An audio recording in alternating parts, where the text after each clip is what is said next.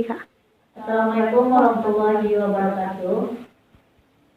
Saya Fadilah Aulia. Saya Sori Amsiza. Di sini kami akan presentasikan hasil laporan praktek kerja lapangan kami. Kami melakukan praktek kerja lapangan di Kantor Wali Nagari Ayangit, Kecamatan Sukoto, Kabupaten Tanah.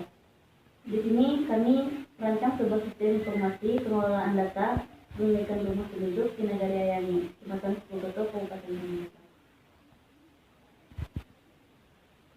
Di sini kami akan menjelaskan bagaimana biodata dari perusahaan tersebut yang akan dijelaskan oleh kawan saya. Silakan kepada beliau. Sejarah perusahaan. Kantor Wali Nagari Ayangit dibangun pada pertengahan tahun 2002 di bawah pimpinan Bapak Burhaini Sultan Saidi. Dengan bangunan sederhana yang terdiri dari ruangan Wali Nagari, staf Wali Nagari, dan kamar mandi. Pada tahun 2007, bangunan kantor Wali Nagari Ayangit runtuh karena pada waktu itu terjadi gempa bumi yang banyak membuat bangunan di Sumatera Barat runtuh, termasuk kantor Wali Nagari Ayangit. Namun pada akhir tahun 2008, kantor ini kembali dibangun dengan masih di bawah pimpinan Bapak Burhaini Sultan Saidi yang dilanjutkan oleh Bapak Raja Nurpati dari tahun 2010 sampai tahun 2015. Kantor ini mengalami renovasi seiring dengan perkembangan zaman. Selanjutnya, identitas perusahaan. Nama instansi, Kantor Wali Nagari Ayangit. Status, negeri. Bentuk instansi, kantor. Status kepemilikan, pemerintah.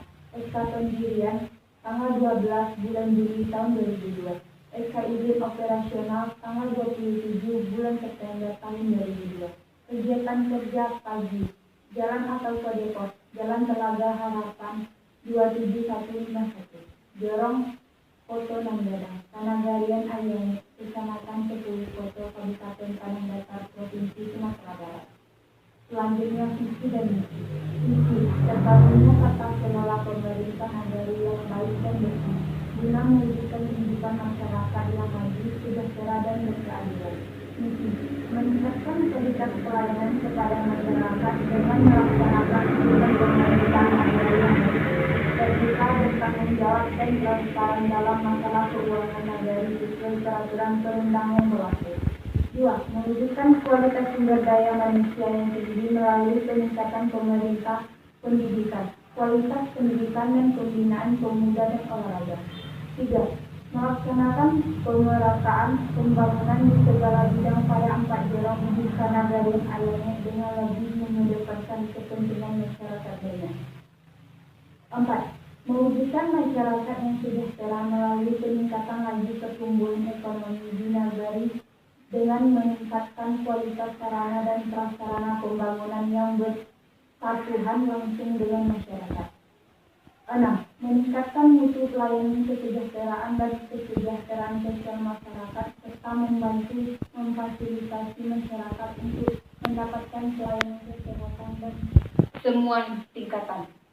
7. Mewujudkan keadilan yang berbudaya dan menjunjung tinggi nilai-nilai dan norma agama yang bersandikan kepada Al-Quran dan hadis sesuai dengan filosofi masyarakat.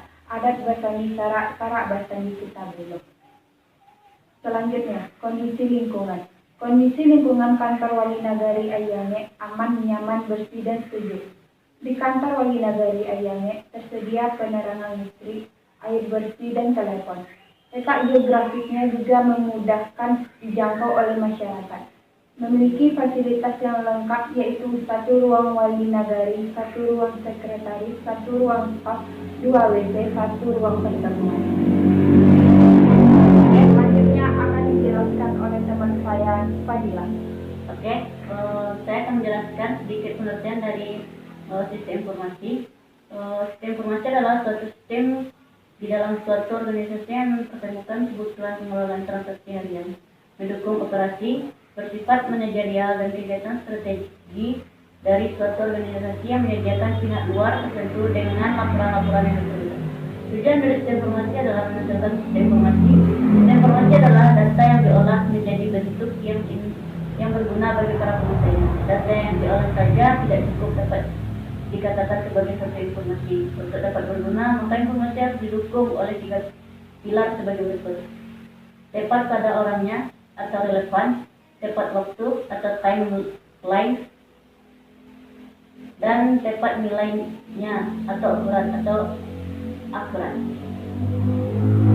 Selanjutnya, pengertian dari web design. Web design adalah salah satu istilah tentang desain secara visual yang diterapkan kepada media digital, yaitu website. Tujuan dibuatnya sebuah website tidak lain dan tidak bukan adalah sebagai salah satu media komunikasi, di mana memang bertujuan untuk membuat atau menyampaikan informasi secara cepat dan real time. Selanjutnya, fungsi dari web design. Fungsi komunikasi. Suatu web yang berfungsi sebagai komunikasi pada umumnya adalah web dinamis, karena dibuat menggunakan program web server site, maka dilengkapi dengan fasilitas yang memberikan fungsi-fungsi komunikasi seperti webmail, format, chatting, forum, dan lain-lain. Yang kedua, fungsi informasi. Menekankan pada kualitas konten, karena tujuan situs ini menyampaikan isinya sebaiknya berisi teks dan grafik. Fasilitas yang memberikan fungsi informasi, news, file, company, library, preference, dan lain-lain. Yang ketiga, fungsi entertain.